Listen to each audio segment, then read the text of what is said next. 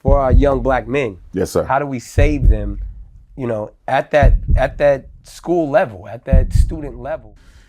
This is your big brother, Dr. Umar Tunde, coming to you live and direct inside the Frederick Douglass and Marcus Garvey RBG International Leadership Academy. Hey, welcome back to Nomadically Speaking. You know, thank you guys for tuning in today. I'm going to get straight to the point. We are discussing Dr. Umar's infamous FDMG Academy. That stands for Frederick Douglass Marcus Garvey Academy.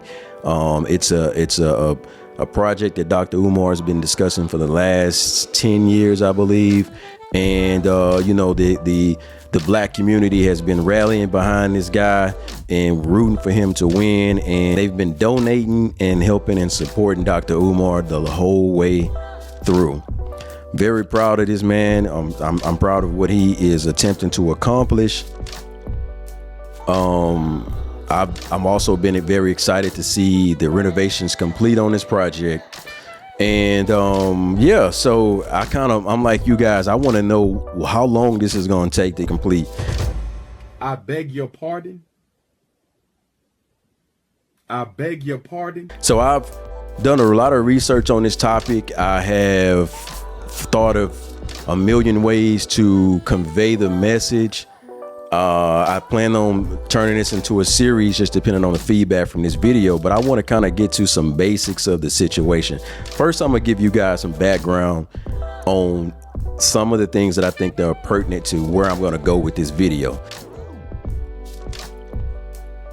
All right, so I'm going to go through what I call the facts of the case. Dr. Umar started raising money for this school on September 11, 2013. He purchased the property for $400,000, 6/9/19. Okay, so at this point, he has acquired the property and had it for 5 years. Okay, it's based on everything I can find online. On the low end, he's raised $1 million, and on the high end, it could be as high as $2.5 million. Okay, now when you think about running a school, you're gonna need buses, teachers. You're gonna need things to actually have a functional school. This where this whole video comes into creation. Every time I see a video of Dr. Umar, he's asking for donations. I beg your pardon. I beg your pardon. That is essentially the problem that I see. Well, in order to run the school, he's gonna have to raise donations because he doesn't seem to have saved enough money to be functionable nor finish renovations. So let's scale back a little bit. Let me break it down as simple as possible. Meanwhile, who pulling up?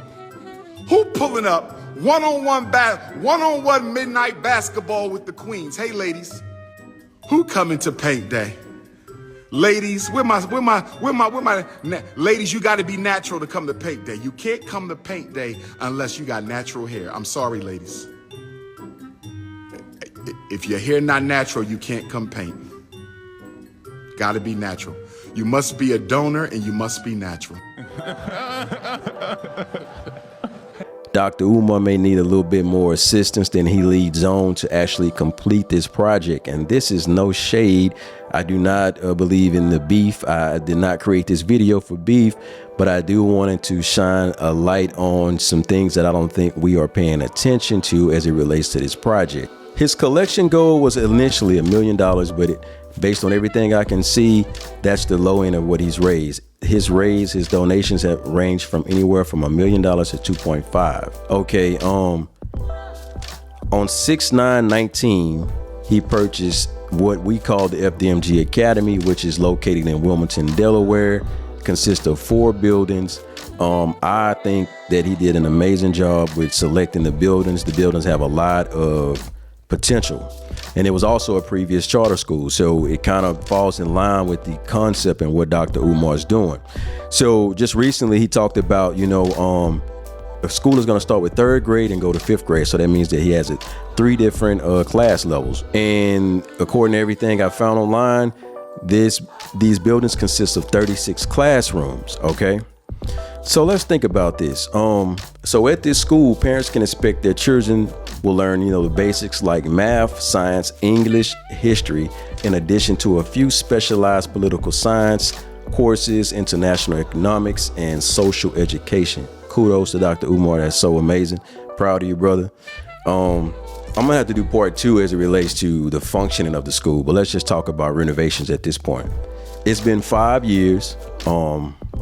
Dr. Umar has, based on all the videos I see, he's probably finished about, let's be fair, let's say 50% of renovations are complete. I beg your pardon. I beg your pardon. That means over 5 years, he's managed to complete 10% of renovations per year. That means that we need an additional 5 years before renovations is complete. So assuming he had all the money he needed to complete this project, it would take him an additional 5 years. Now, what I'm seeing online is Dr. Umar is still raising money. So you got to think, if on the low end, if he raised $1 million minus $400,000, he has $600,000 left, but he is still raising money. When it comes to completion of the project, my assumption is Dr. Umar doesn't have any money left or enough money left to complete renovations. Now, he could say, I don't know what I'm talking about, but if you had the money to complete renovations, the renovations would be complete. There's no way to stall. There's no reason to stall renovations if you have the money. Okay. So like I said, I'm confused right now because if you raised $1 million on the low end, that means you have about 600 grand left over. But the renovations don't reflect 600 grand spent. Now I'll say that's on the low end because every month he's still raising money, and it's been 10 years, right? 10 plus years of raising money. And every time somebody criticizes Dr. Umar, it turns into, we hate this, and we turn into like a target for his misguided anger. And so nobody's wanting to say anything. On top of that, people that have donated when he first started fundraising, their kids are grown, so they missed out. Judging by his rate of completion on construction, it'll take him to 5 more years to 2029 to complete the construction. And because he's still crowdfunding and raising money, that means that he'll have to raise money to actually be operational, which means that this process will continue for another 5 to 10 years.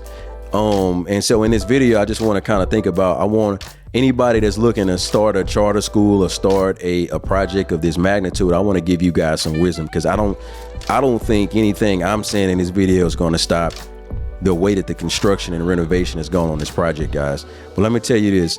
If you are up and coming, activist, and your goal is that you want to build a school, I'm going to just give you a different perspective on the situation. If the community has trusted in you and given you money, the best thing you could do is start an online school. That would give you an end to learning what type of needs that the community really has, and then also you can be able to gauge how much people are willing to spend, because you got to think about it. When this charter school opens, or when this school opens, it'll have to be a certain sector of people and kids that can even go to that school, which it'll be a monthly fee to go.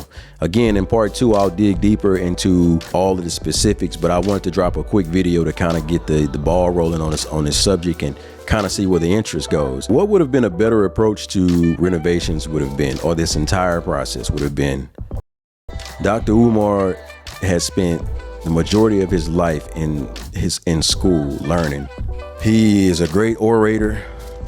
He loves the community. We can't say anything against those, but he has never built or never been involved with construction. He would have done himself a better service to have partnered with somebody that had, development experience. But anyway, we're gonna leave it off of Dr. Umar, and we're gonna talk about anybody that's looking to do something similar. When you crowdfund, you should sign up with a Kickstarter program or something that gives the community a little bit more reassurance of where the money is going.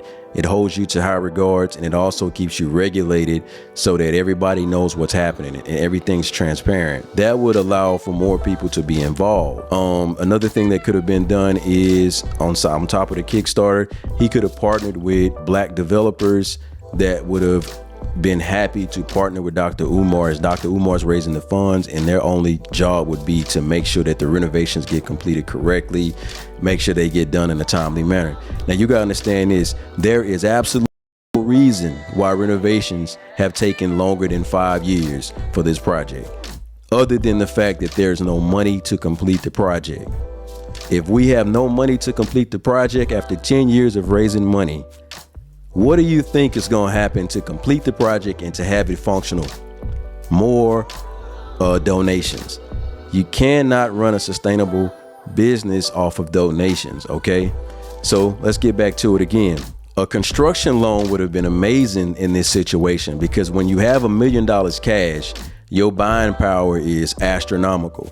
On the top of the fact that Dr. Umar paid cash for the property, if he had paid, say he paid 400 grand for the property, say it's worth 700, 800 grand after renovations. That's on the low end, because that property is pretty nice, I'm gonna be honest with you. So that means he has $800,000 in equity. Getting a commercial construction loan, he would have only paid interest on what he borrowed.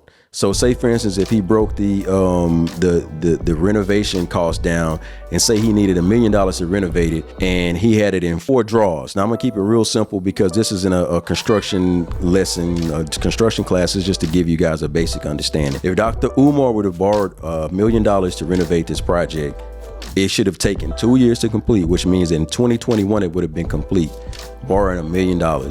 Now, because he has equity in the property, then that would have come with some other benefits, but we won't go into that in this video. We'll say he would have had to pay, now think about this guys, he would have broken it down into 4 draws, $250,000 per draw until so basically the bank gives you $250,000, you go and you do what you need with that 250, boom, when you need the rest, you come back to the bank and you say, I need another 250. Now, the beauty of the commercial construction loan is that you pay interest on what you've borrowed, not the entirety of the loan. So you pay 10% interest on 250 grand over a year.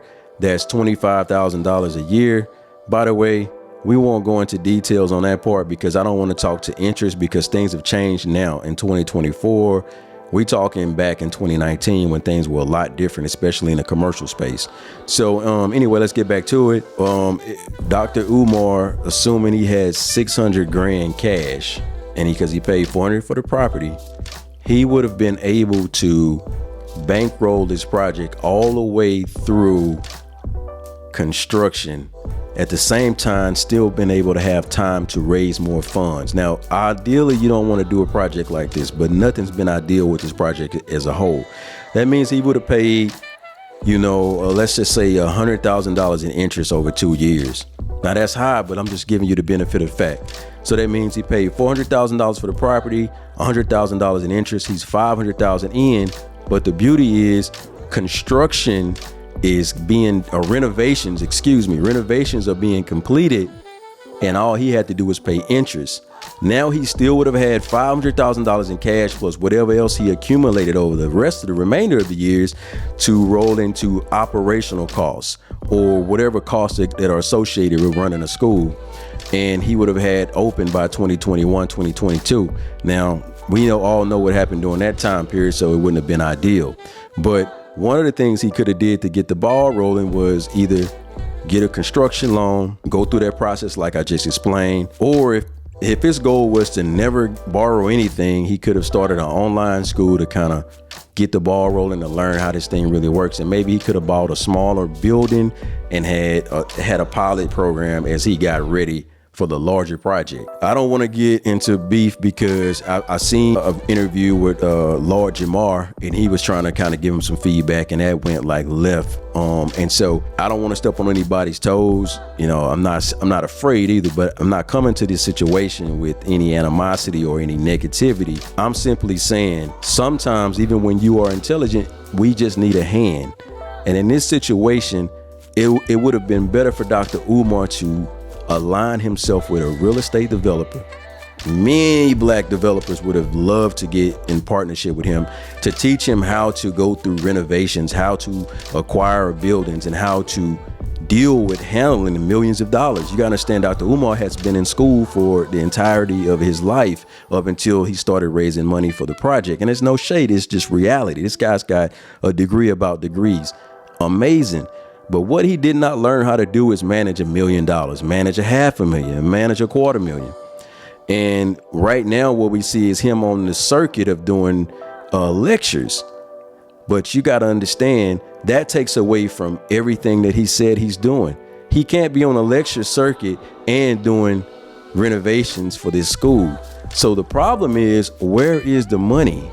There is a big difference between $400,000 and $1 million to start with. But then, like I said, he's been raising money. It's looking like $2 million worth of donations. No transparency. And anytime somebody says something, it's a fight. And I'm starting to wonder what the point was. And I'm starting to wonder is like, can we ever talk to him and say, hey, brother, we appreciate you. Let's get on track so that we can actually get this school open. So anyway, I just wanted to start the conversation.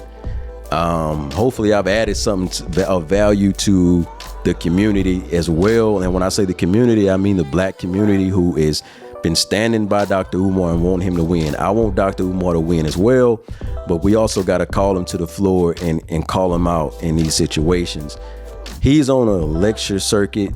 Who's doing renovations? If renovations are not being done, what was the point of getting the money? If you got the money, where is the money at? I just don't get it. There has been this kind of spin campaign of worrying about HVAC and worrying about paint. Those two things are not priority in a renovation of a project. Now, I'll give you guys, like I said, I'm gonna keep it basic because in the next video, I do wanna go into more detail, but paint is your last of worry. You don't worry about paint, okay, in the beginning of renovation. Also, yeah, you wanna have your HVAC, but you also wanna have your electricity done. Your bones of your structure and all those things have to be in compliance because this is a school. I don't think he completely understands the way the renovations work because he spent the last 3 years talking about an HVAC system. It's like a call for help. There's no way that you should have been putting that much time on HVAC. HVAC is a 2-3 week process. All you have to do is pay your contractors. You're looking for somebody to do something. Nobody can go and do a HVAC renovation of an entire school for free. And why would they do that if there's been donations allocated for the renovations of the school? This is just out of line. And this has been on my heart for a while, and I'm gonna do more research. I'm coming back with more information. But anyway, we started the conversation. Understand that guys, we got to do better. We looking crazy out here. This looks crazy. This is bananas. Like, comment, and subscribe. You know, the same routine. I'll see y'all in the next video. Thank you. I told you, this thing is bigger than Nino Brown, and I got a list of proof. If I'm going down, I'm taking a whole lot of people with me.